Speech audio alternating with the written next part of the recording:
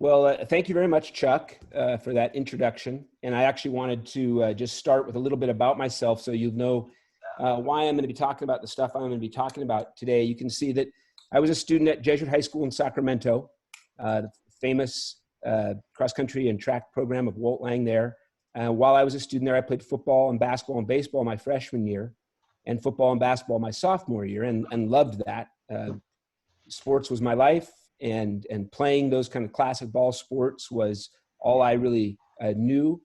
And then my sophomore PE teacher put a little bug in my ear, and his name was Walt Lang, still the coach there, and suggested I come out for track because I really was pretty bored by baseball. And so I went out for track, and it really changed my life in all positive ways. I went on from Jesuit to Stanford, and I ran there my freshman year, only my freshman year. I wish I would have run all 4 years, but life and injuries and my own lack of maturity led me to kind of not be able to finish up there.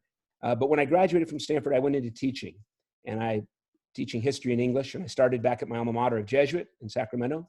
I coached football there. I helped the basketball program, and I coached track. And then in 1989, I moved down to the Bay Area and got a job at Bellarmine, which is in San Jose. For those of you who don't know much about the school, it's a big all-boys Jesuit school right down in downtown San Jose, right by the airport. If you've ever flown into the San Jose airport, you've looked right into my classroom and basically almost flown right over the track. And I've been there since 1989, which is a long time. And I coached soccer from 1989 to 2000. And then I started coaching track there, and then I took a long break when I coached soccer. And then in 2006, I came back, became the head coach back in about 2009, and took over the cross-country program in 2001. So I've coached a lot of sports in high school. I've played a lot of sports in high school. I still am pretty active. Right now, my primary form of activity is riding a bicycle because I have a bit of a knee injury, but I'm really enjoying that. And I still try to run with the team every day when possible. And so I've got a wealth of experience, not as much as many coaches, but probably not as much as some of you are coached by people who've been doing this longer than I. And we've had some success. But I really think that the success we've had at Bellarmine has been almost entirely because of the sorts of leaders that have developed on our team over the years. The student athletes who've chosen to become the sort of leaders that they have chosen to become has created an environment, a culture, if you will, on the team that has led to tremendous success. And Chuck, said some of the things about how our teams have done, and that's not really what I want to focus on tonight. Patrick, let me interrupt. Let me interrupt you 1 second and let you know that Coach Walt Lang is listening. So be careful what you say. He is one of the attendees today in camp, just to let you know. That's great. I'm kind of surprised he's still awake. It's about 7:25. But if you are all there, Walt, wake up. But when I was thinking about how I was going to title this talk, given what Kevin asked me to speak about, I focused on a word that I've really been thinking a lot about during this. I've been thinking a lot about this word during this time that we've been sheltered in place, that our schools have been shut down, that we've been unable to practice, times that have been really challenging for all of us in very real ways, and not just nuisances, and not just the very real but less than like life-threatening reason that it's not a lot of fun to spend all day at your home, not to see your friends, not to be in your classes, not to participate in your sports, and to have seasons taken away. Those things, we all agree, in the great scheme of things, are nowhere near as important as the numbers of people whose lives have been affected physically, who've been sick or unfortunately lost their lives, or the people who've lost their businesses, or their jobs, or the division that it's causing in our society as people politicize things. And we don't have answers, and there's confusion.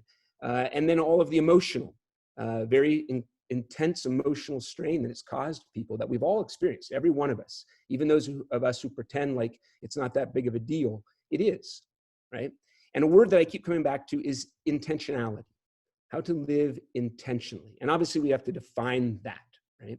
And I honestly believe, I really, really believe, in my own experience and in the experience of so many athletes that I've coached, that if you want to be the best cross-country runner you can be, you have to be a very intentional athlete, a very intentional student athlete.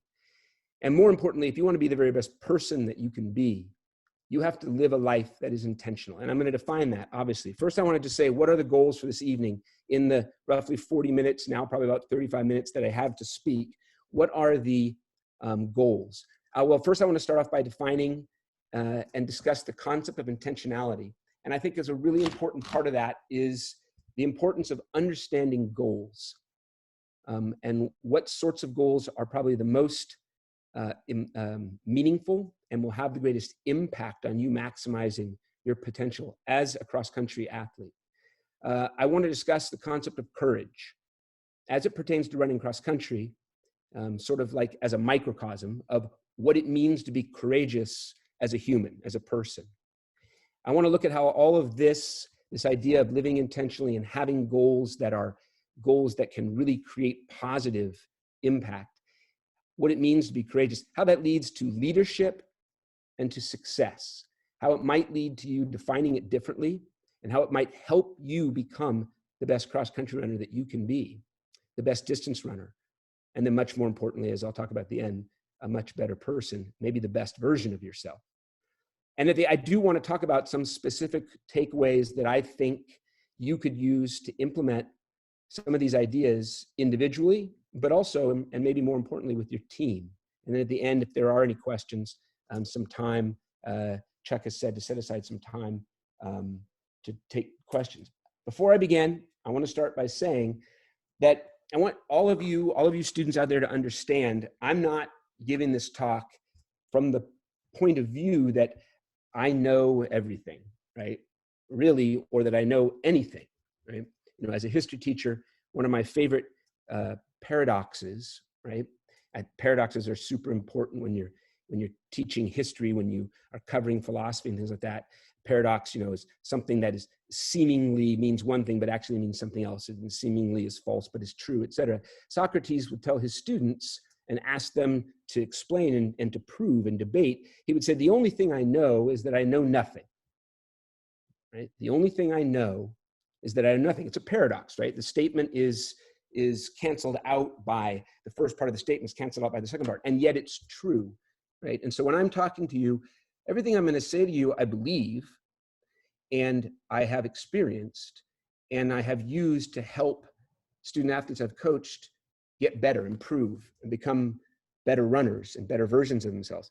But I don't think it's the only way, nor do I think it's the right way. And I want to make sure that when you hear me, you understand that, and that I don't say anything that you might say, oh, wow, well, that, you know, what if I think something different? Great, absolutely. As any distance runner can tell you, there are so many different ways to get from point A to point B, right? And I think Mr. Searles, Kevin said really well at the start that, you know, the best athletes are the ones who allow themselves to be coached, right? He said, you know, that John Lesser listened to his coach, and he's got a great one. Jason Oswald is a great coach. But if he was not so open to being coached, he probably wouldn't have run 148 and 406 and whatever else he achieved this spring under really difficult conditions. So what I'm telling you is that I don't think I'm right, that there are many ways to get from where you began to where you want to be at the end. But what I am going to talk about are things that I have seen work. And my hope is that you might hear a few things or think about things maybe differently. Probably most of what I've said you all do already and think about. I hope that you do, because I think they're all important things. But I want to make sure you understand I'm not coming to this talk from the perspective that, like, this is the only way to do it. I know what's great. I know the right way. The rest of you don't know anything. That would be completely wrong, right? Fallacious at best.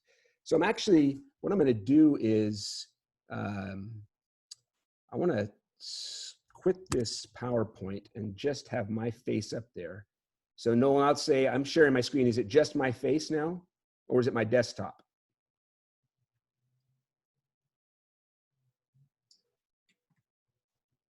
There we go. There we go, Patrick.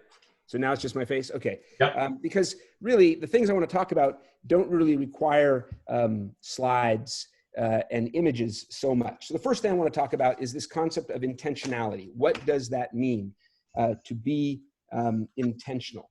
And it's really a term that means to live conscientiously and to be conscious of how you're living. It is very challenging, I will say, for a lot of people to live intentionally because it requires being very responsible, right? It requires having values, knowing what your values are, being clear about setting expectations that are based on those values, and then trying really hard to hold yourself accountable to those values. Now, obviously, as a distance runner, accountability and being very conscious about how you're going to be a student athlete is absolutely essential if you want to be successful, right? And if you want to be a great runner and you're going to try to get 4 hours of sleep a night, or you're going to try to just eat junk food all the time, right? You're not going to be successful. It's just not going to work, right? That's a biochemical, mechanical issue physiologically of your body, right? But let's just assume that all things equal, you're going to stay hydrated, eat healthy food, do your absolute best to get those 8 hours of sleep, right? So you're going to be dedicated and responsible and hold yourself accountable to those little things. And let's say the other little things that have become such a big part of cross country and is why every year the state meet gets faster, et cetera. Students are committed to getting stronger, to doing weight work and core work and agility work. They're those sorts of what I would call, what used to be what no one did, or very few people. I didn't know anyone who did that when I was a competitive runner back in high school. And now, if you're not doing those things, then that's another talk you need to have about figuring out how to get stronger and to make a part of your conditioning getting strong. That's not what I'm talking about. Let's just take as a given that you're doing those little things. So what I'm talking about is holding yourself accountable to the intangible parts of being an athlete that are emotional, that are character driven, right? There's a lot of words we could use to describe those things. I think they're really, really important, but they've probably never been more important, I don't think, in our society until these last months, where forced to be apart from one another, and therefore perhaps even more prone to random kind of rogue voices that can put little ideas in our heads that cause us to question and to doubt ourselves and one another. And then with our country obviously being torn apart by some very real and very serious issues in society, right? Everything surrounding the Black Lives Matter movement, right, has shaken our society at its core and asked people like myself to ask those really hard questions, forced us, right, if we're living intentionally, to ask those questions. What do I want my society to be like? What do I want my country to be like?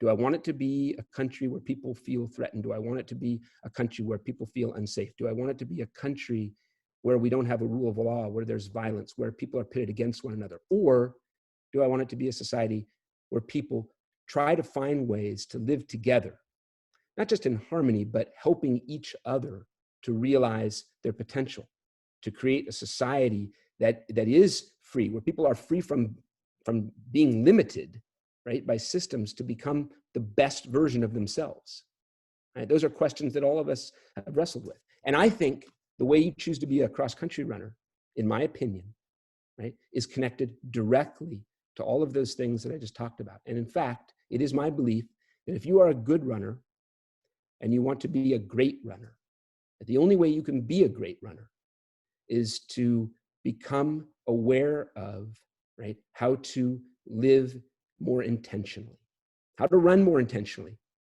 right? And then to expand, right? To adopt certain practices as a student athlete that then will inform how you're going to live as a person, right? And it's so easy, I believe, And again, I'm speaking from experience, right? What I was like. It's so easy to just kind of go with the flow, to jump in and decide, well, I want everyone to like me. I want to be popular. That guy's the most popular guy, so I want to impress him. Oh, he's making fun of that kid. Okay, I'm just going to make fun of that kid too. That's what I was like. I was not a good person when I was young, right? I wish it weren't true, right? I wish I had the guts and the maturity and the toughness. But I got really lucky in that I had teachers and coaches and especially teammates who were models, who showed me, right? Who showed me how to be a much, much, much better version of myself, right? How to live intentionally, how to realize that the real way to be a leader was for me to set a standard of being the best person I could be on that team. And when I was a sophomore in high school and went out, I tell the story all the time. And I know if Walt's listening, he's heard it a million times, my old high school coach. But we had a runner, a senior on our team named Pedro Reyes, who ran 406 in the full mile, 406.01, not 1600, his senior year. What an awesome person. And he lives in the East Bay. He lives in the NCS. His kids went to California high school, I think in Danville or San Ramon, wherever that is. So I get a chance to see Pedro, which is great. But Pedro was so good, and our coach, Mr. Lang, was trying to get him back-to-back tough 1600 meter races. So there was a weekend coming up when he could run on a Friday night in San Jose at a race that used to be called the Bruce Jenner Classic. It was an invitational at San Jose City College when that track was in exquisite shape. It's now just torn to shreds and can't even run on it anymore, unfortunately, very sad. And then the next night was Arcadia, when Arcadia was a dirt track, right? But it was still a huge meet, big meet. And those of you who run track obviously have heard of Arcadia, the meet. So Walt wanted to run Pedro in the 1600 on Friday night, then run him in the 1600 on Saturday night at Arcadia, and then come back and run the DMR because we had another senior, Maxwell. His name was Dave Maxwell, who was also a really good runner. So long story short, the three fastest guys on the team in the 440 were the guys that were going to run the 1600, the 1200, and the 800 for us. So who was going to be the fourth fastest? And there was this skinny little sophomore, me, who was, like 55 flat or something, the fourth fastest quarter mile on our team back then.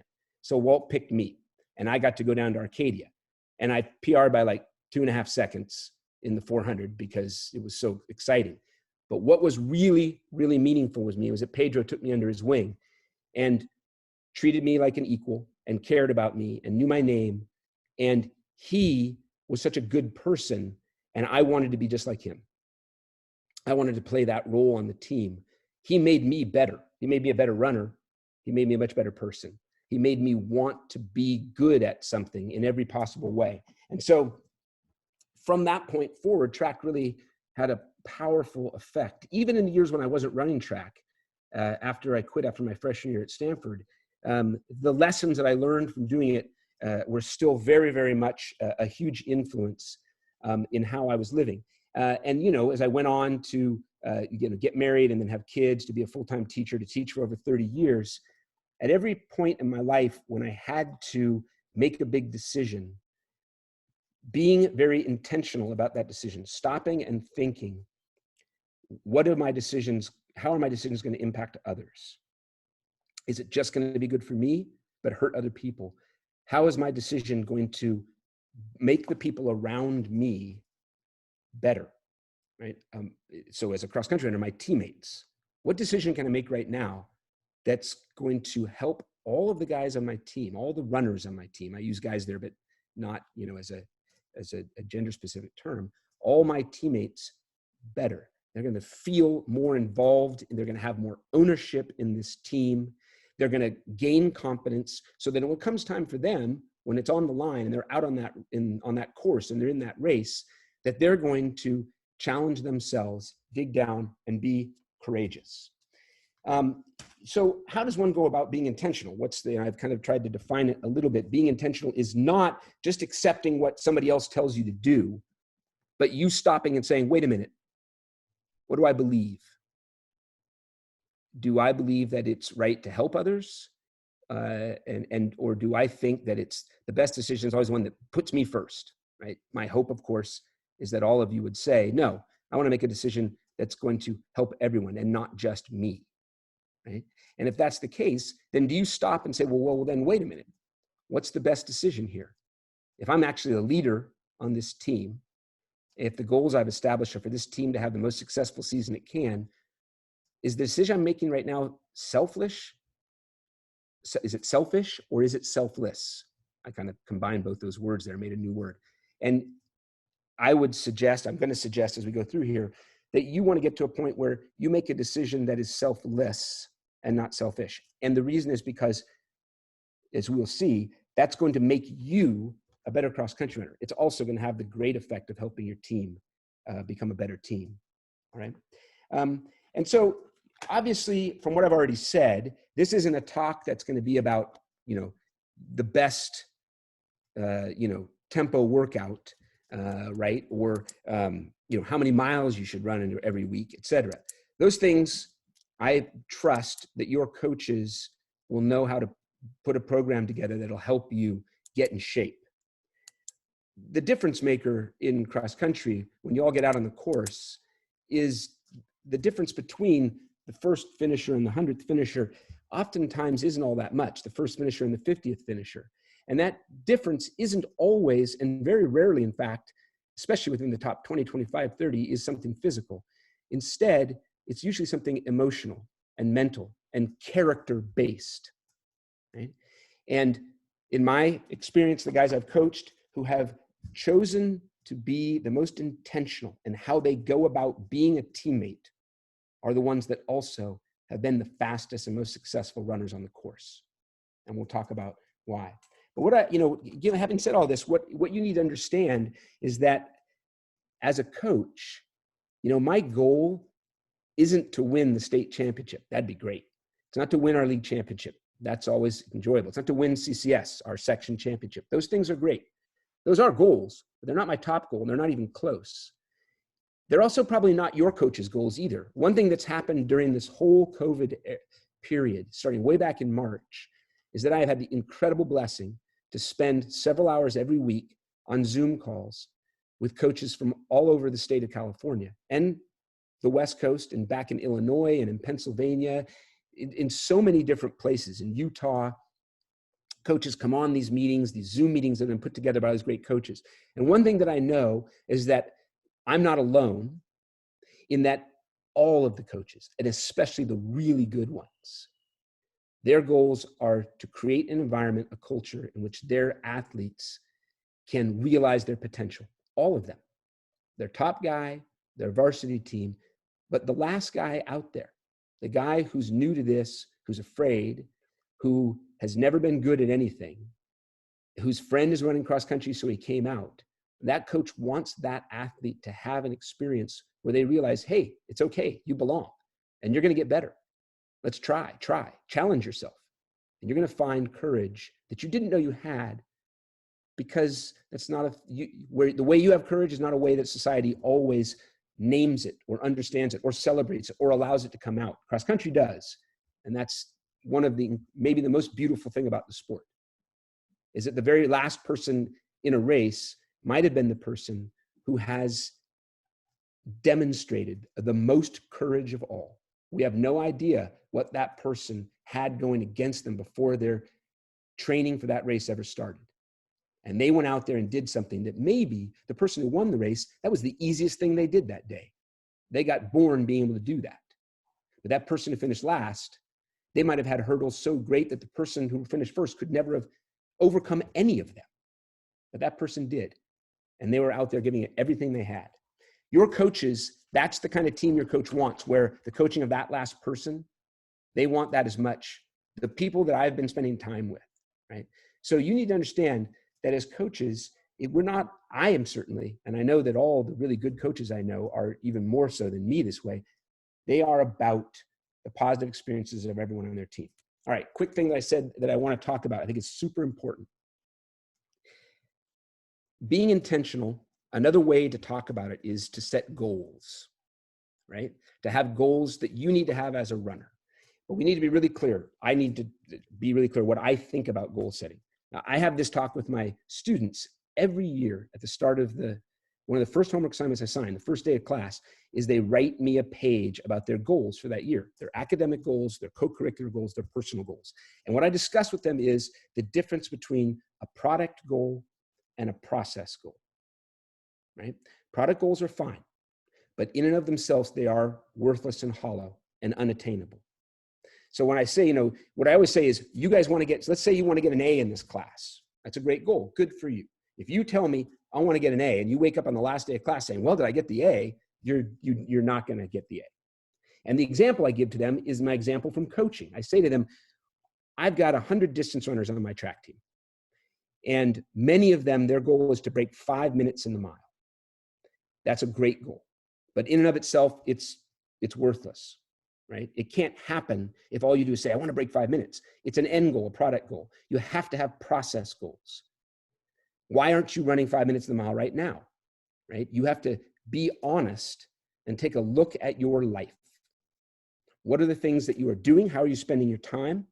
And if the things you're doing and the way you're spending your time is in activities that work against running a 5 minute mile, you're never going to run a 5 minute mile. So you have to be really honest with yourself. You have to choose consciously to say, I only get 4 hours of sleep a night because I play,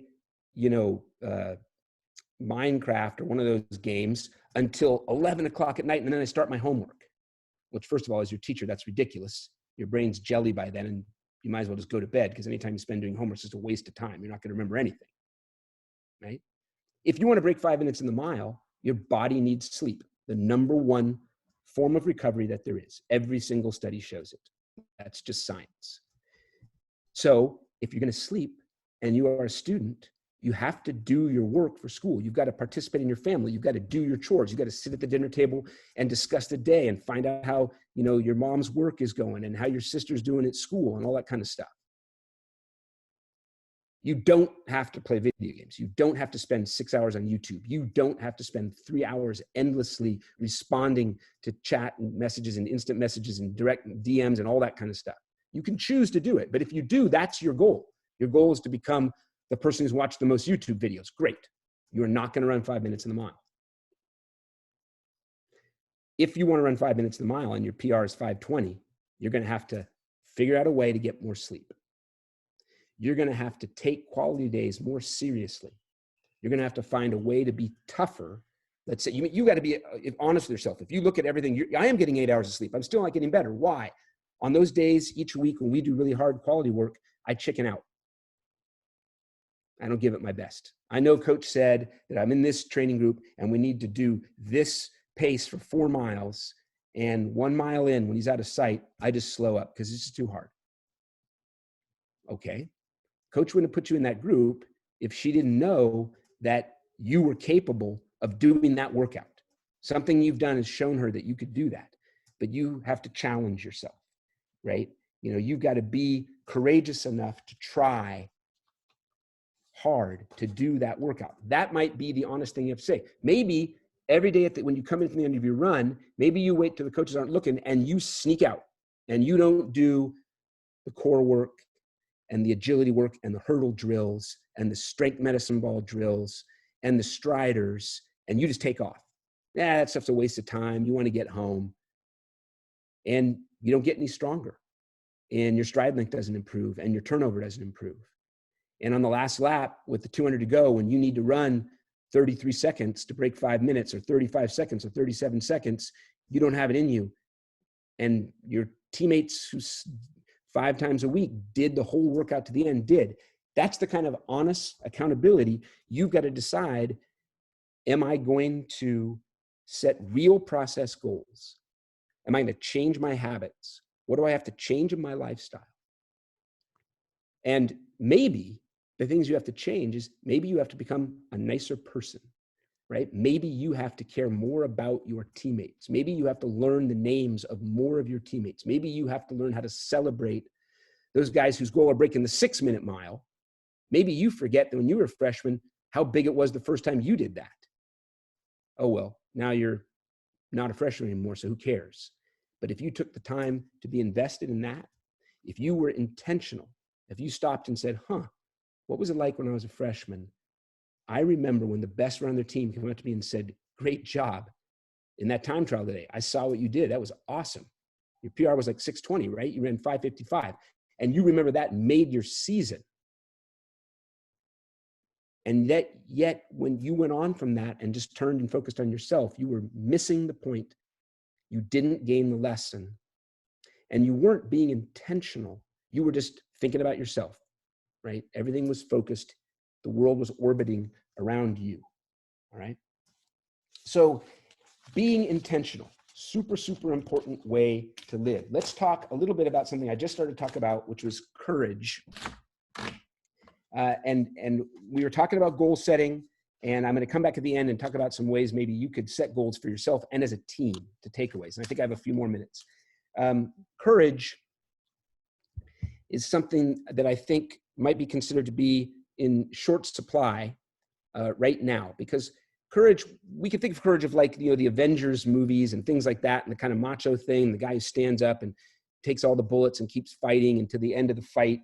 And those things, of course, are courageous, but there's very little chance that any of you are ever going to be asked to be courageous in that way, right? And there's probably nothing more courageous to me than being in the middle of a cross-country race and challenging yourself to go for it and push yourself beyond where you've been before. No one's going to see it happen. And it's not going to, get all the news. And in fact, literally no one's going to see it happen. It's not like a football game or a basketball game or the people in the stands watching everything on the court or on the field. You might be way on the backside where there's nobody out there, right? And you might know, maybe you've set a goal is that in those parts of the course that are far away from the fans, when you tend to drift and lose focus, your goal is to stay focused, right? To stick with that teammate that challenges you, that doesn't lose focus, and not let them get away from you this race. And when you get out there, in the end, and the beautiful thing about cross country, I think, really, is that moment, it's really up to you to choose to accept the challenge of pushing through and trying something that's really hard, right? In the end, might not result in you getting a PR, or certainly not winning a race, or in contributing to your team winning that race or wherever they place in that race. But in the end, when you cross the line intrinsically, right, you know that you had a goal to push yourself in a time when it's easy for you to quit, and you accepted that challenge. And that's a really important word for me as a coach, is intrinsic versus extrinsic. If you are really driven by extrinsic values, then you worry a lot and care a lot about what other people say and what they think about you. And that's one way to live. But if you are driven by intrinsic values, then you have looked inside yourself and you know what those values are that are most important to you, that mean the most to you, really honestly, right?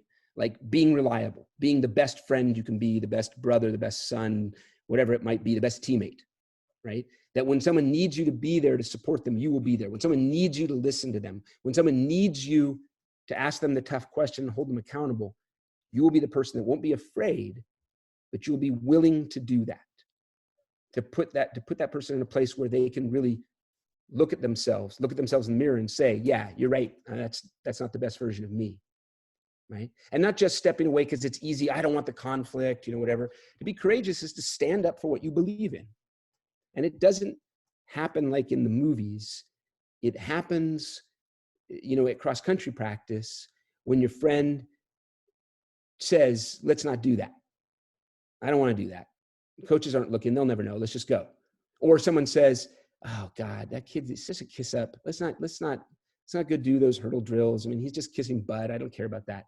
Yet inside your true self that actually the kid's just trying to do that. Your teammate's just trying to do what the coach has asked him to do. And this other guy, he's just lazy. He just wants to get out of practice so he can go to in and out or get home early, whatever. And you have to be courageous to make that choice, right? To be the kind of member of that team that you want to be. And that really leads to leadership, right?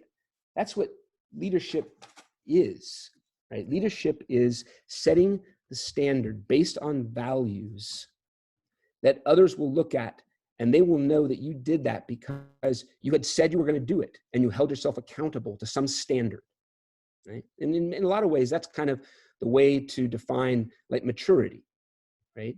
And the student athletes that are listening to this, they're high schoolers, right? You guys are high schoolers, I think most of you, and you're growing and you're maturing and you're going through all the experiences that are shaping you, right? As you're going to become an adult and you're going to mature.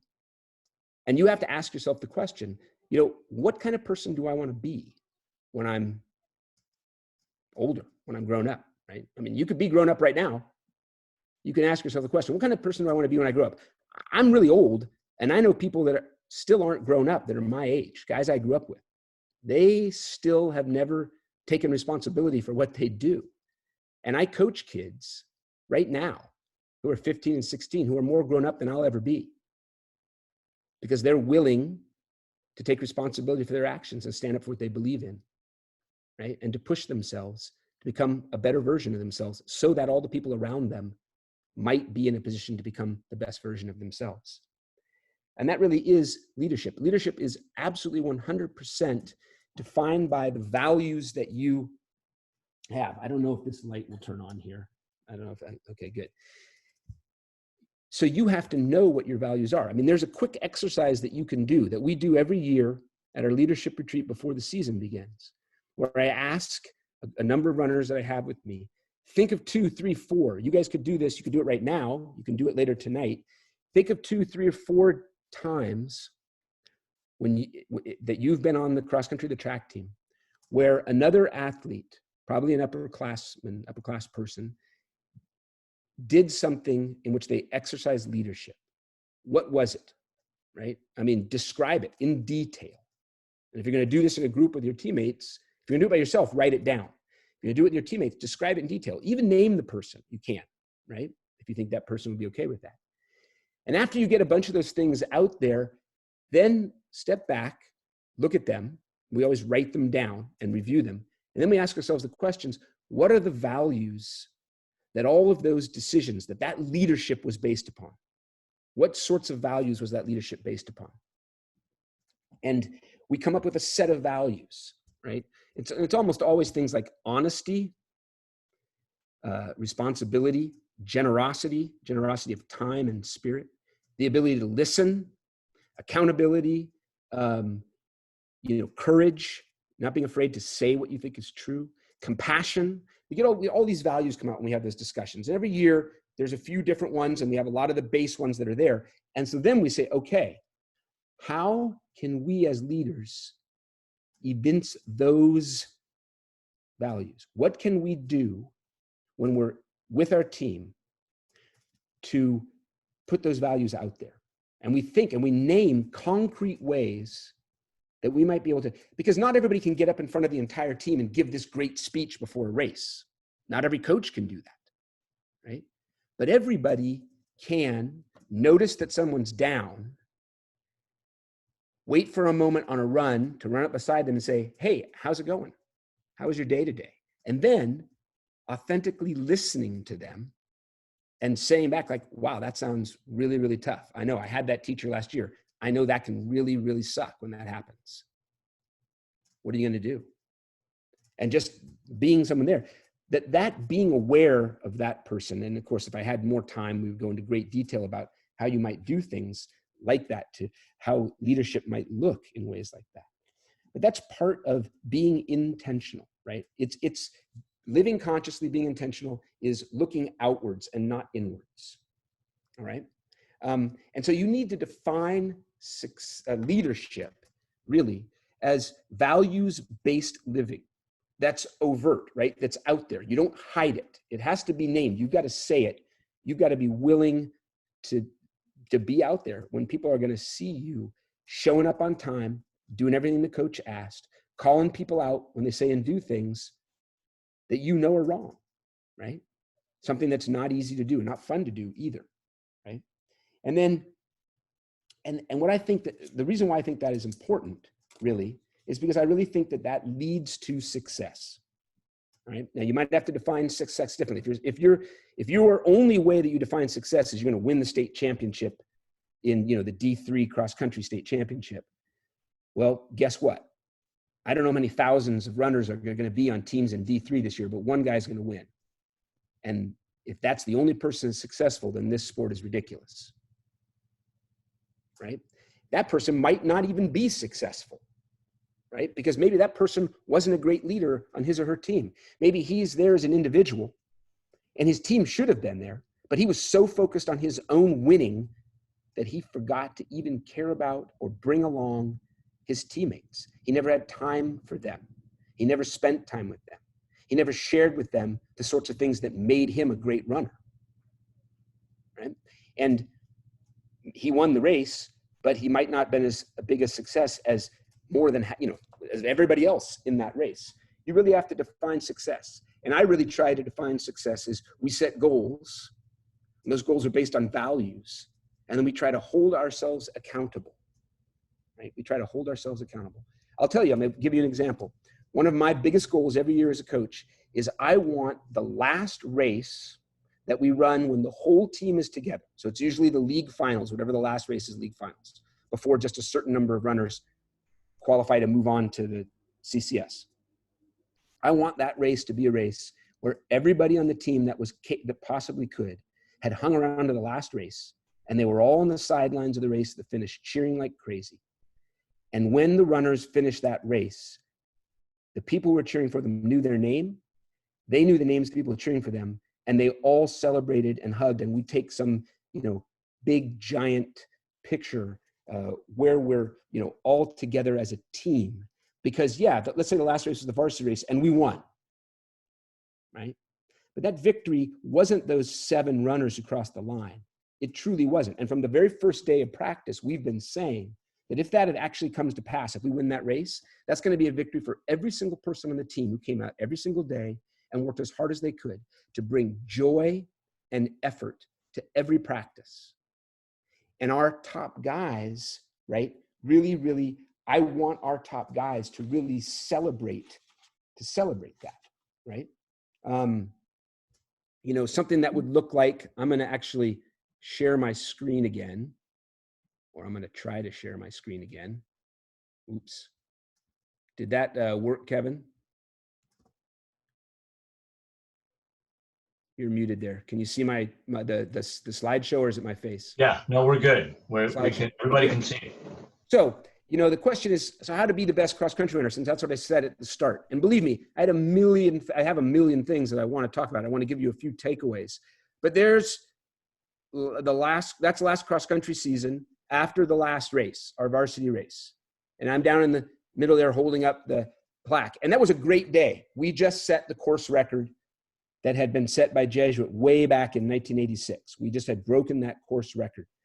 But if you look around in that picture, the vast majority of guys in that picture did not run in those varsity races. The varsity guys are down in front with their numbers on. And all around them are the members of the Frosh team and the soft team and the JV team, injured guys, coaches, etc. And there's a lot of joy there because we had tried, the coaches from day one, to nurture in our upperclassmen a sense of leadership that was intentional, where they every day tried to raise the game of those people around them, right? And really, in the end, why am I talking about this topic? Why do I think it's important? Because studies show and research shows that if you're a distance runner and you are running for a reason or running for someone else, or when you take various tests, if it's shown that you are more outwardly focused, not extroverted, it's not an extrovert-introvert thing. It's where your care is, where you choose to expend your energy. If all you care about is how you're going to do, maybe some of you are runners that get really nervous before a big race or any race at all. Many runners have experienced that. One of the best ways to overcome that is to stop caring about how you're going to run. And any day when you're going to run a race, you probably have 10, 20, 100 teammates that are going to be competing in a track meet or cross-country meet. What if from the moment you got there, you focused all your energy on building them up, when we can't do all the stuff we used to do. I was going to say high five and all that kind of stuff. But, you know, once we don't have to socially distance, but you could use your words, right? Asking them how they're doing. Hey, what's going to be your race strategy? Your workouts were great this week. You're going to do awesome. What's your PR in this course? Oh my God, you're going to kill that. Who are you going to run with? Who's the target? Whose shoulder are you going to get on and stay with? That's great. You know what? I'm going to be out of the 2 mile. I'm going to look for you. The next thing you know, it's time for your race. You never sat around. You didn't get underneath the tent and curl up in a ball, put your earplugs in, your earphones, whatever, earbuds, and worry about yourself and start freaking out. You decided you're going to spend your energy caring about your teammates. And the next thing you know, it's time to run. And you're going to have a great race. Because as you go around that course, you're going to be drawing that energy from all these other teammates who are going to be out there cheering for you. A great leader is going to create a team environment and culture that's going to lift everyone up, right? What are some specific ways you can do that? I mean, I think you need to be very honest with yourself when you establish your own goals and focus on process goals. It's fine to have product goals, but until you have process goals, and let me just suggest that, and Kevin, do I have time or should I be done? You are muted. You're good. You're fine. We've got time. So you're doing a fantastic job. Okay. People are still listening. So keep going. Great. I'll make a couple of suggestions then. When you set your personal process goals, I ask my runners that I meet with at the start of every season that I have these meetings with, you need to give me a team goal and an individual process goal. Now, the individual process goal is going to be, you know what? I got to stop eating junk food, or I need to get more sleep. Or, you know what? I just need to put more time in, you know, on the strength work, something like that. But the team process goal, that's the one that really engenders leadership. And that's the first one I always want them to talk about. I want that to be the one we spend the most time talking about. Right? One of the greatest runners that I ever coached was a kid named Mika Bodon Rousseau. He has run in the last 2 NCAA championships for Stanford. He was on the America's team at last year's World Junior Cross Country Championships. He's our school record holder in the 2 mile, 2-time top 10 finisher in D1 in the state in cross country. And I remember when his junior year, when I asked him that question, I remember exactly what his answer was. I want to be respected by my teammates because I try hard and care about them. Sometimes the meetings I have with my athletes take like 45 minutes. They become like counseling sessions. And I've got to ask them a lot of tough questions. And we really need to pull the proverbial teeth to get them to where they realize, oh, I'm just thinking about myself. Well, Mika came down, sat down, and did that. You know, I said, well, we're done. What else? I mean, you know, Mika, why don't you just teach me right now? Because he could have, right? And it's no coincidence that there was a guy who was probably the most intentional runner I ever coached, who never had run before he came to Bellarmine. He was a soccer player, never ran, right? And ended up, now he's running, he's finished his sophomore year. He's been on 2 cross-country teams at Stanford. He's running 2 NCAA finals. That's pretty good. And he would tell you, because I've had this conversation with him, that never would have happened had he not from the very start had great teammates who were upperclassmen who rubbed off on him, and he decided he listened to his coaches. Like Kevin had said, like Mr. Searles had said early on, he listened to the coaches. He says, they said that if I care as much about my team as me, I'll be a better runner. And he took that to heart, and it really worked. So before you establish your product, your end goals, which I say are important,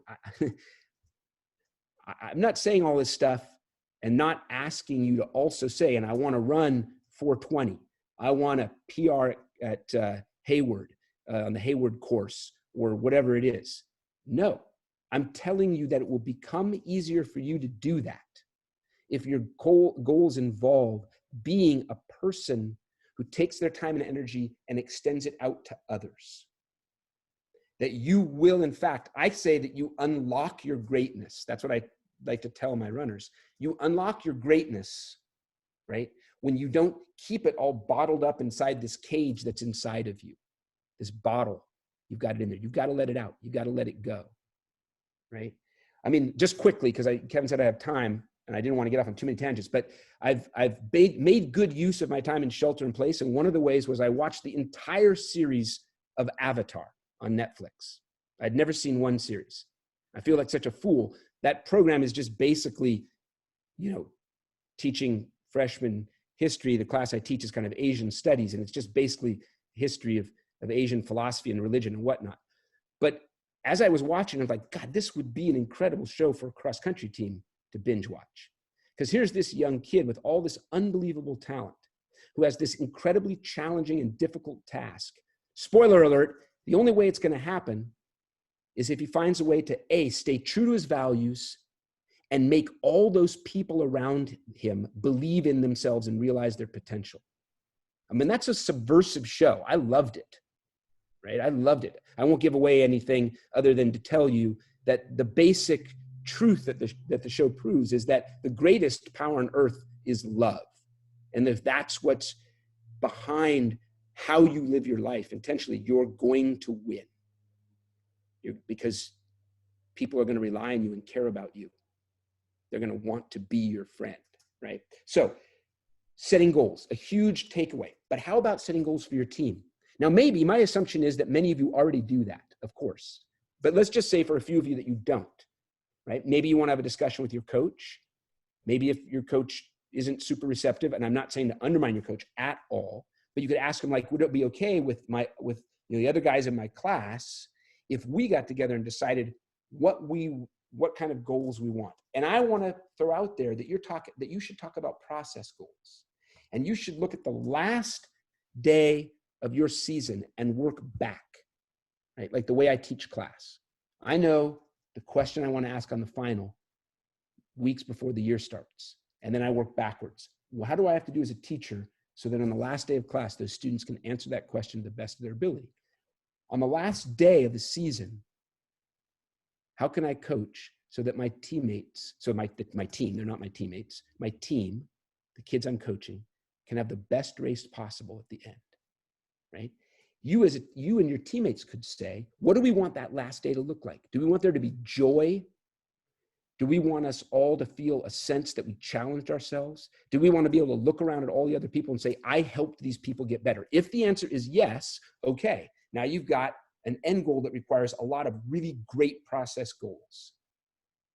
And you need to then sit down and go, okay, what kind of leaders are needed to get our team to that place? And once you've said that, the leadership that you have just named, what are the values inherent in that sort of leadership? And remember, none of you have to get up in front of the team and be the greatest public speaker that there is. There are so many ways to be a compassionate leader that helps others realize their potential. A billion stories I could tell you. I'm going to tell you one quick story about this. That's my favorite story about my own self learning this truth. A guy that I taught came back to teach Spanish at Bellarmine. He was a great teacher, and I loved him dearly. He developed a brain tumor, and this is not a happy story in the one sense that he didn't make it. He didn't survive that. It just turns out that when he was dying, he had a 4-year-old and a 2-year-old daughter, and his wife was really overwhelmed, and she needed help caring for him as he was debilitated by the brain tumor. And so one of my colleagues, one of my assistant coaches who had never run cross country, but I hired him to be an assistant because he was an amazing person with so much energy and enthusiasm. He said, hey, Patrick, we got to help Maggie out. We got to divide up nights, and we got to go spend the night with Michael. We got to go in the hospital and be with him. When he comes home, we got to be there. Now, I probably wouldn't have done that on my own because I'm not as tough or courageous or kind and caring as this guy who asked me to do this. And a couple other teachers did it too. There were 4 of us. And we divided up the nights, and we spent last month of his life helping him as he came to the end. And that's one of the most profound experiences of my life. And what I learned was that I was part of a team, and I had to really, to put my own fears and uneasiness with being around that situation. He was lost control of his body in all ways. In the middle of the night, he'd wake up delirious, and we had to be there to help him, right? I would have never been able to do it had I not had these colleagues who were a lot tougher than I, who said, you can do it, man. You know you can. You're that kind of person. You care about people. You're tough.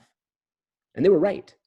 I'd run cross country. I'd run track. I'd been really good at one point in my life, right? I got 4th in the state in the 800. Well, getting 4th in the state my senior year in the 800 was a lot easier than lying on the couch next to Michael Meyer, holding his hand as he tried to make it through the night.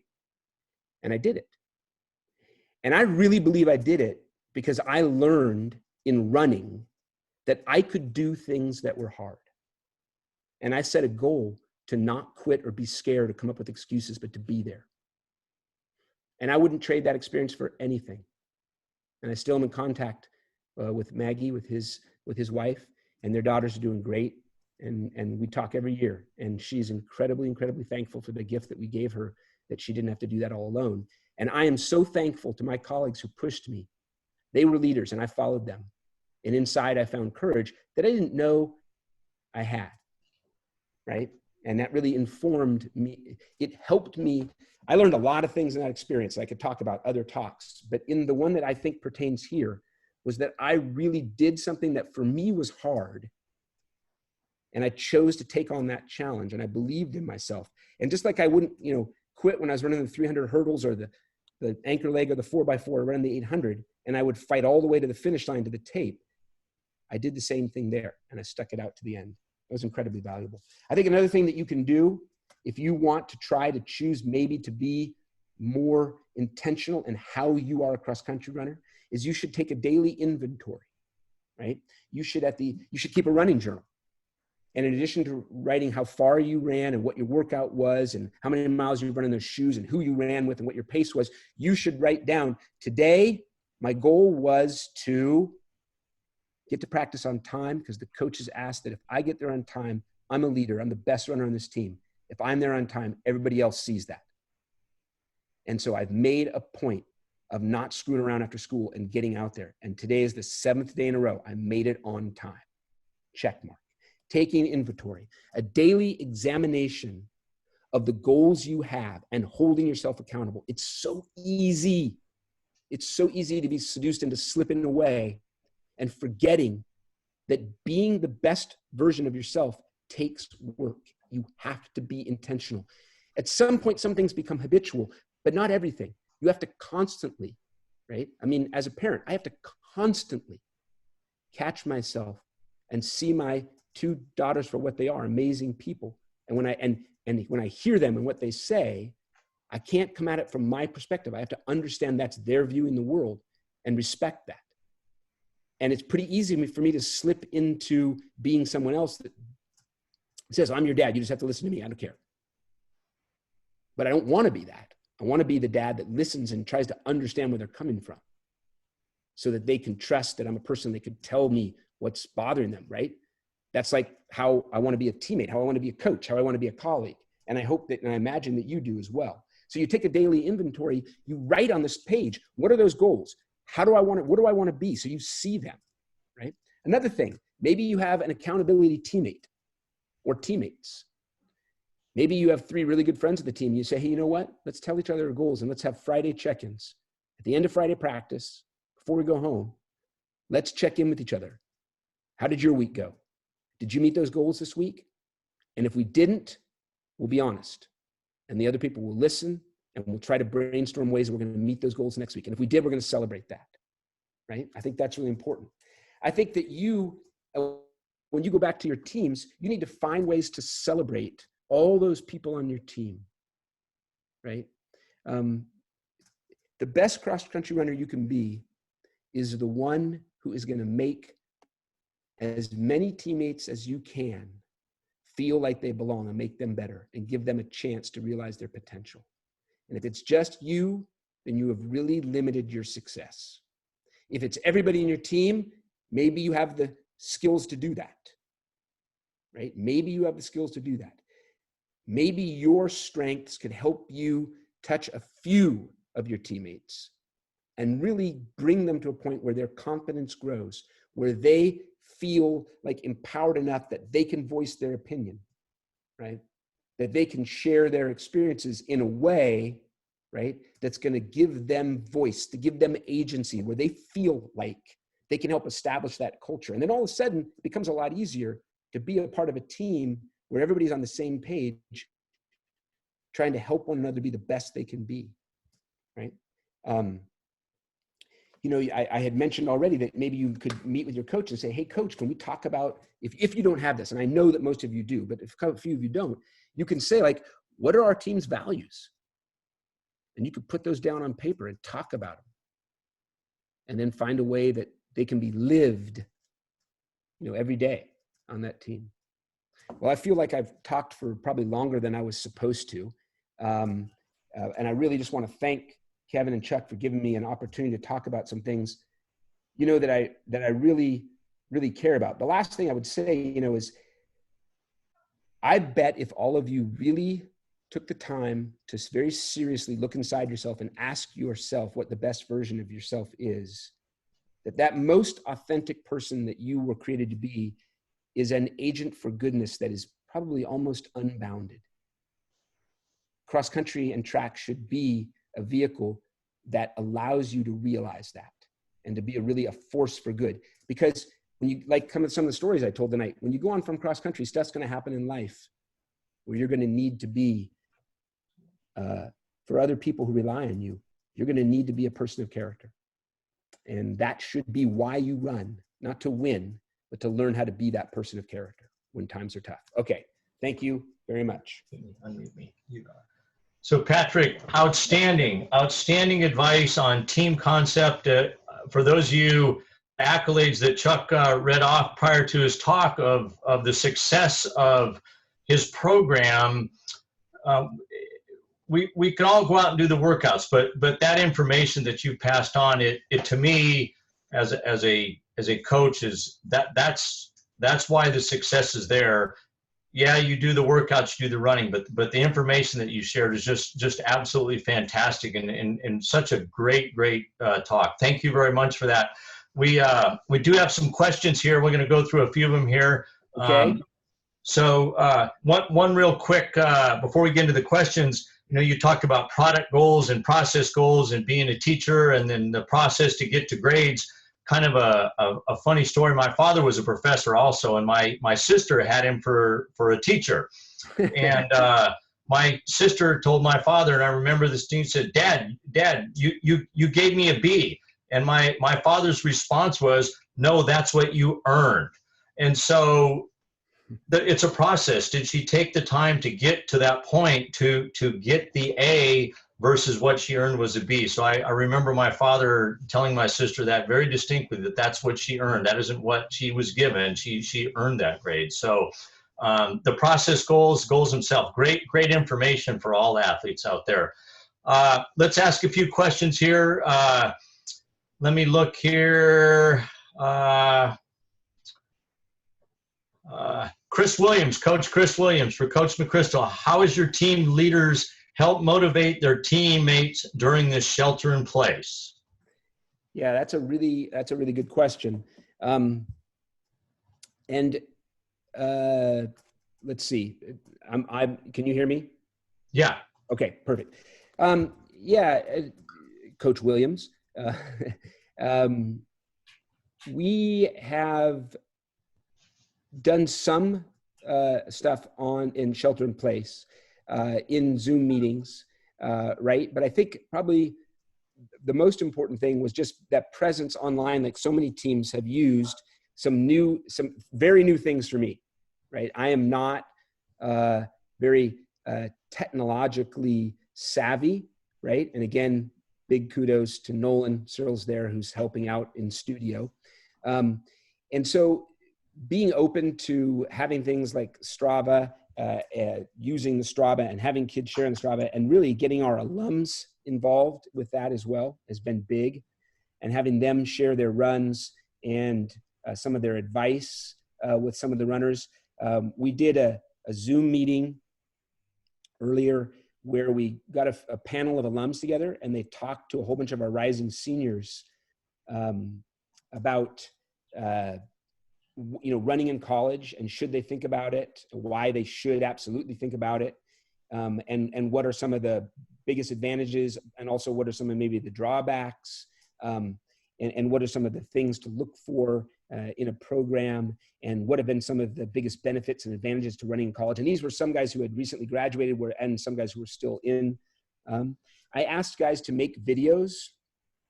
And the question I asked was, what do you love most about cross country? And that wasn't really to share amongst the team, because I think that kind of stuff happens all the time. It was really to, when we're able to, share it with our incoming freshmen. And that's going to be even more important this year, of course, because we're not going to be starting out in person. And the freshman runners aren't going to have the opportunity to be led by this incredible group of upperclassmen that we have, these guys who really, really grown as leaders. I wouldn't say coming in that our current rising seniors, that was a strength of theirs. It wasn't, right? But they have become much better leaders. And so it's really, it's a really unfortunate situation for me that they're not going to be face-to-face, day by day, side by side with these guys. We do a lot of things on our team when we're in person.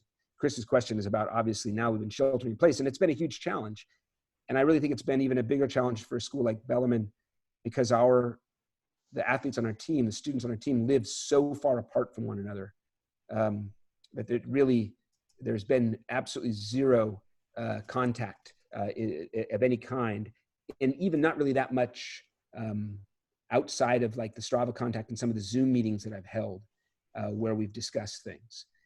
But that's not a great answer to that question, but that's what I've got. Thank you, Patrick. Thank you for that. Let's move on to Aiden Donovan Strotters. Ask you, obviously you have a very large program, but do you have any advice for a much smaller team? We don't have a lot of runners, and it can be hard to make a full team. Wow. Well, that's a great question. And I'm just going to be very honest. No, I don't have a lot of like real practical advice because I've never been in that situation. The only thing I would say is, the ways that you can try to get more people out would be, and in fact, right now, actually, to answer Chris Williams' question, you could make a great video about why you guys love running cross country, and ask the athletic director at the school if you could find a way to have that video sent out to all the incoming freshmen or all the rising, sophomores, juniors, and seniors, in which you might be inviting people at the end of it to come to a Zoom meeting where you and some other leaders on your team would answer questions, have a question and answer, in which you hopefully really could sell your sport and sell your program and sell your team.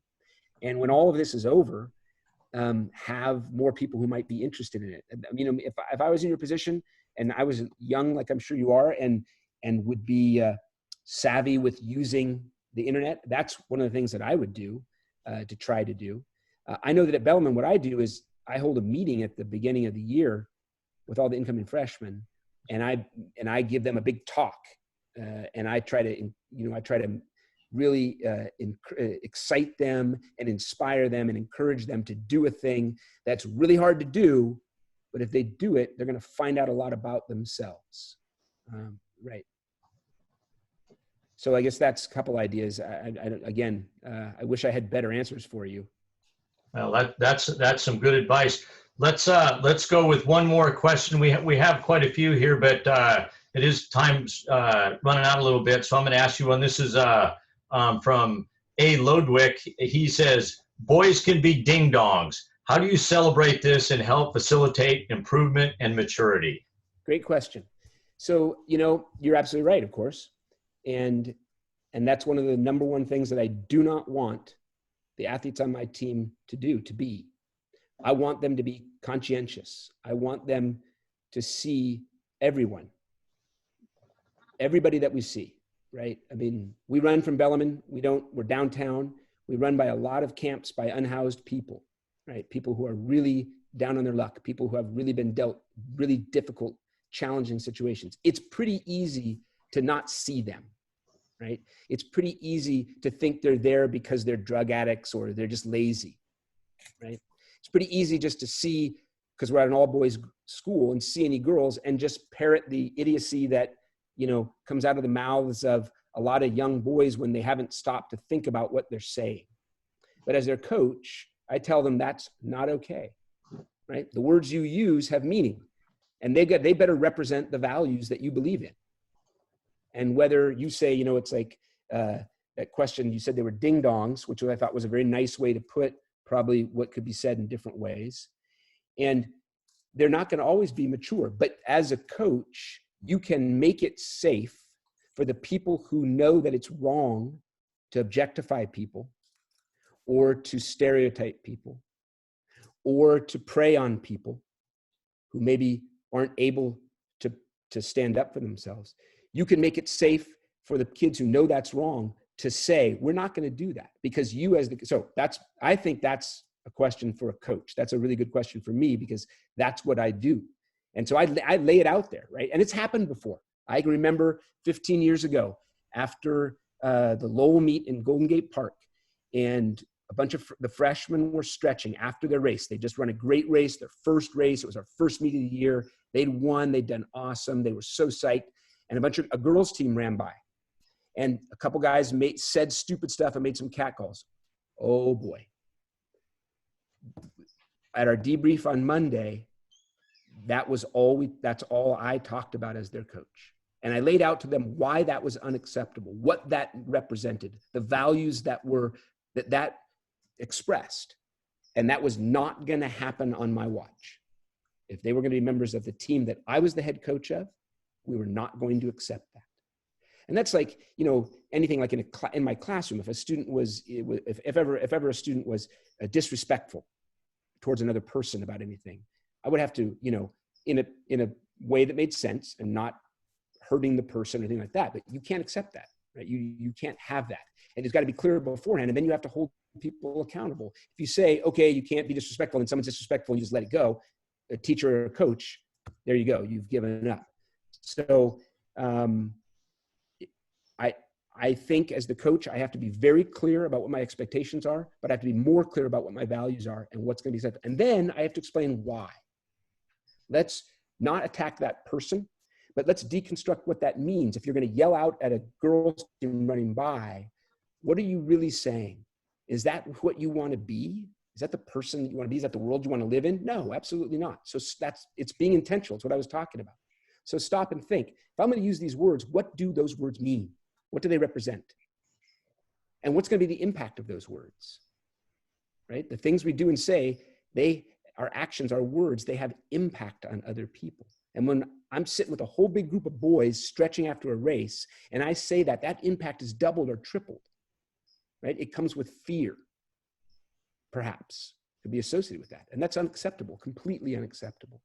So I guess to answer your question, I'll go back to say, I'm pretty clear about what the values are we're going to express, very clear about what the expectations about behavior, and we discuss why that's what maybe you do when you don't think about how your actions and words mean things and have an impact, but we're going to think about it.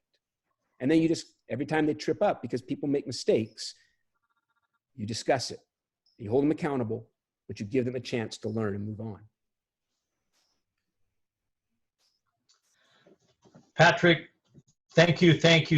We're gonna wrap that up. I know there's some other questions, and we might try to forward those on to you so you could answer those maybe later on. But it is 8:30. We're getting into at our physical camp. This is the time that the kids start getting all twitchy, and they're looking for their free time. So, but what a great presentation tonight. I appreciate it very much. And all the participants out there today, let's put in some good thoughts for Patrick's father. He is, as he took the time out of his day today, his father is in surgery right now from health problems he's got going on. So our thoughts go out to you, and the best for you, your family, and your team.